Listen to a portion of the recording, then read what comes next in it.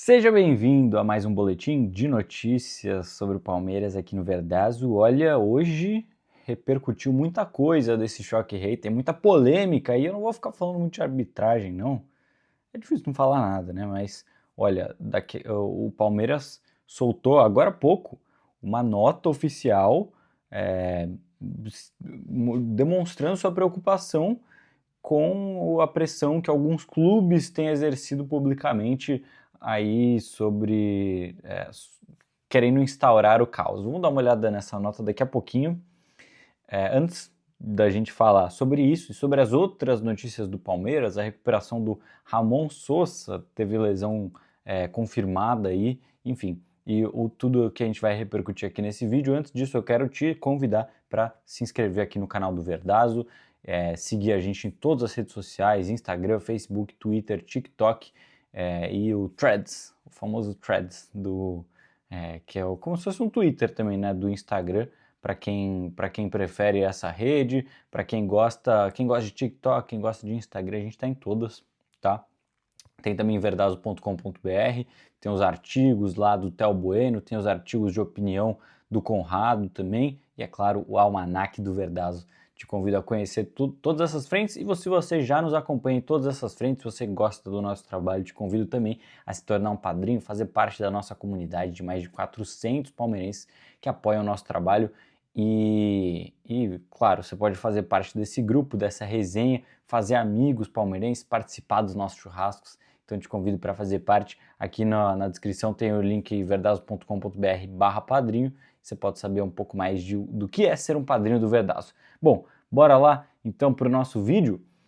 Olha, hoje o Bruno Fux falou um pouquinho sobre a vitória do Palmeiras contra o São Paulo, contou um pouquinho dos bastidores ali, do que passou na cabeça dele, do que ele conversou com os companheiros. Bora ouvir então Bruno Fux? Acredito que em nenhum momento a equipe deixou de acreditar.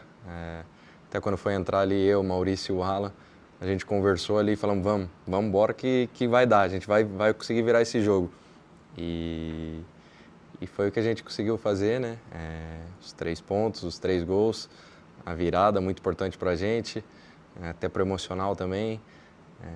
E muito feliz com a vitória, com os 3 pontos e com a liderança da competição. É muito legal ouvir um pouquinho dos bastidores aí do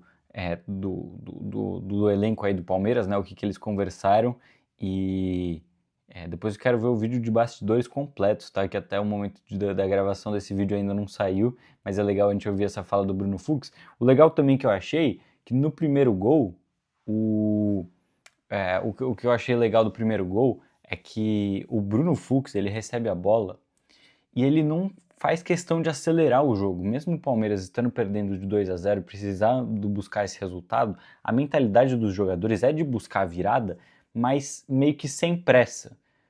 Tipo assim, temos que fazer o gol logo, mas não vai ser eu soltar a bola 1 segundo ou 2 segundos antes que vai fazer com que a gente chegue lá. Então, reparem nisso depois, no começo da jogada do primeiro gol, ele tem muita calma para esperar, para encontrar uma oportunidade de passe, depois acaba soltando a bola. Então, é muito legal a mentalidade do Bruno Fux, mesmo com o Palmeiras perdendo de 2-0. Bom, hoje, além desse treino que repercutiu do Palmeiras, a notícia que chegou é de que o Ramon Sosa teve constatado um edema na coxa esquerda. Então, o Ramon Sosa não vai se apresentar à seleção paraguaia, ele havia sido convocado, foi cortado, então ele não se apresenta e vai começar aí a sua recuperação no Centro de Excelência lá do Palmeiras, né, no Núcleo de Saúde e Performance. Mas edema na coxa, a princípio, não é nada grave. Edema é basicamente uma pancada, é um roxo, sabe quando você tem um roxo e aí dói? Você tomou basicamente uma pancadona na coxa e o tempo de recuperação aí deve ficar de 1 a 2 semanas. Então ele pode até jogar a partida contra o Juventude. No final das contas, pode até ser bom para o Palmeiras, se ele se recuperar logo e tal. Lógico, ninguém torcia para que ele tivesse o edema, deixa o cara ir lá representar a seleção do Paraguai, beleza. Mas no fim das contas ele pode acabar atuando pelo Palmeiras no jogo contra o Juventude, jogo no qual ele não atuaria caso não tivesse se lesionado. A gente espera que ele se recupere logo. Força aí para o nosso craque Ramon Sosa, que fez o gol da vitória contra o São Paulo e logo no dia seguinte sentiu essa lesão aí. Uma pena. Força para o Ramon Sosa. já já está de volta aí em ação pelo Palmeiras. Beleza? Bora então para essa nota oficial do Palmeiras. Olha, o Palmeiras soltou agora há pouco, agora são 5h45 de Brasília, soltou às 5 horas da tarde, o Palmeiras soltou 5h10 aqui. Essa nota, logo depois de ter publicado digamos assim, um meme, né, com a previsão do tempo, e aí só tem chuva e as nuvenzinhas são carinhas de choro. Para provocar o rival, né, dizendo que tem tido muito chororô e que durante a semana vai continuar tendo chororô. E aí logo depois saiu da zoeira e passou por um posicionamento oficial. Publicou essa nota. Vamos dar uma lidinha aqui rápida. A Sociedade Esportiva Palmeiras vê com preocupação a pressão descomunal que alguns clubes têm exercido publicamente e também nos bastidores do futebol brasileiro, com o intuito de instaurar o caos, beneficiando-se dele para coagir entidades e indivíduos em busca de vantagens futuras e criando narrativas que tentam macular o competente trabalho realizado pela nossa instituição. Ou seja, estão desmerecendo a vitória do Palmeiras e querendo obter vantagem através disso, né? Então, acho que quer dizer que os dirigentes de São Paulo e Flamengo, principalmente, ao fazer essa pressão, exaltando tanto a questão da arbitragem publicamente, querem ser beneficiados, serem compensados em outros momentos depois. Seguimos aqui. É demasiado cômodo acreditar a uma situação do árbitro e somente a ela uma virada épica conquistada com o gosto do suor e 3 gols anotados no intervalo de 19 minutos. Até porque houve marcações da arbitragem desfavoráveis ao Palmeiras, como as não expulsões do meio-campista Bobadilla e do zagueiro Alan Franco, que desferiu uma cotovelada no rosto do atacante Ramon Sosa em um lance sonegado pelo VAR e ignorado pelos hipócritas da ocasião. Pois é, então insistem que não pode descredibilizar a vitória do Palmeiras e que houve erros para os dois lados. Né? Então, aí a nota segue. Cabe salientar que mesmo quando se sente prejudicada, a diretoria do Palmeiras raramente se manifesta em público sobre o tema arbitragem, pois respeita os fóruns de discussão adequados e, acima de tudo, não terceiriza suas responsabilidades nos momentos adversos. Essa postura, por sinal, ajuda a explicar o sucesso que temos obtido ao longo dos últimos anos. Olhamos sempre para nós mesmos e trabalhamos sem buscar subterfúgios nem construir desculpas para as nossas derrotas. Essa última parte eu acho legal, que é justamente o Palmeiras, quando perde, aceita as derrotas e não vai a público para falar sobre a arbitragem. Quando o Palmeiras é prejudicado pela arbitragem, os torcedores reclamam que a diretoria não vai a público. Mas agora eles vêm se manifestar dizendo que essas reclamações deveriam ficar no âmbito adequado, né? Então, basicamente, respeita os fóruns de discussão adequados, ou seja, basicamente falar nos bastidores, né? Então, falar sobre a arbitragem, tomar decisões sobre a arbitragem nos momentos adequados para isso. A gente espera, né, a torcida do Palmeiras espera que nos momentos que o Palmeiras é prejudicado, que se não há um posicionamento público sobre isso, que haja nos bastidores. O Abel sempre fala sobre a arbitragem, certo? A gente vê nas coletivas. Ele é perguntado sobre isso. Mesmo quando ele não é, às vezes ele gosta de se posicionar sobre os lances. Mas o posicionamento do Abel em coletiva de imprensa não é um posicionamento oficial da diretoria do Palmeiras. São duas coisas completamente diferentes. O Palmeiras, como se sabe, é amplamente favorável à profissionalização dos árbitros e defende mais investimentos em tecnologia e na formação da categoria, entre outras melhorias. O nosso compromisso com o desenvolvimento do futebol brasileiro está acima de qualquer interesse individual. Por essa razão, aliás, o Palmeiras está entre os candidatos do título da Série A, será o único clube a atuar durante a atual data FIFA, mesmo com a equipe extremamente desfalcada em razão de atletas convocados para suas seleções brasileiras, Ou seja, dá a entender que o Palmeiras quer sim contribuir com o calendário brasileiro, né? Então aceitou jogar durante a data FIFA e está brigando aí por títulos.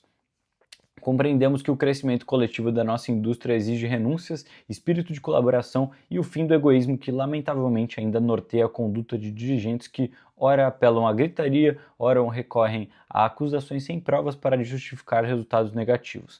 Nesse sentido, esperamos que o Superior Tribunal de Justiça Desportiva, STJD, seja enérgico com aqueles que de forma irresponsável lançam suspeitas indevidas sobre pessoas e instituições. Agora já parte para um outro nível de que o Palmeiras estaria sendo acusado de alguma coisa sem provas, né? No começo eu achei até que estavam falando sobre, meio que dando uma indireta pro negócio do John Textor que aconteceu, mas agora estão pedindo um posicionamento do STJD, dá a entender que talvez haja alguma acusação séria aí ao Palmeiras de talvez de uma corrupção, de ter comprado a arbitragem, enfim.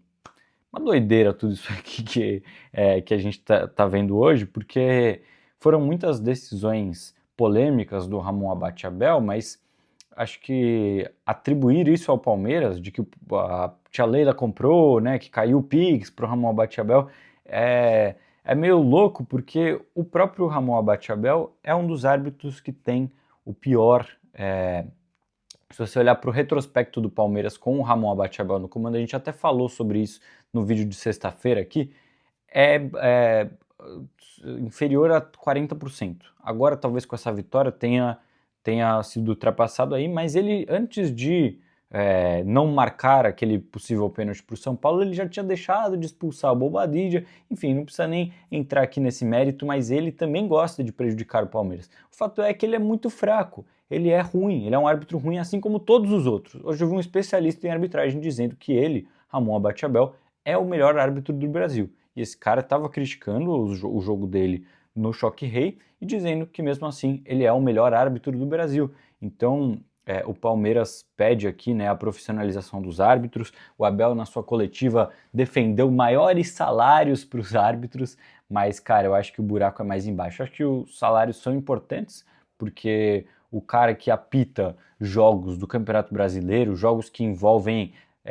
a paixão de dezenas de milhões de pessoas, talvez centenas de milhões de pessoas, o cara não pode ser juiz e professor, ou juiz e entregador de pizza. Não, esse aí não tem, né? Mas enfim, o cara não pode ser juiz e taxista. Não dá, ele tem que ser focado nisso, se ele é um árbitro realmente de elite para apitar a Série A. Então sim, a questão do salário é importante, mas tem que haver também uma formação aí, né? O Samir Chaude tem tido algumas decisões bem interessantes aí, a própria questão do calendário que ele lançou, tem ali as suas polêmicas, né? Muita gente não gosta da final única na Copa do Brasil, porque, putz, agora a gente não vai mais ver uma final no Allianz Parque.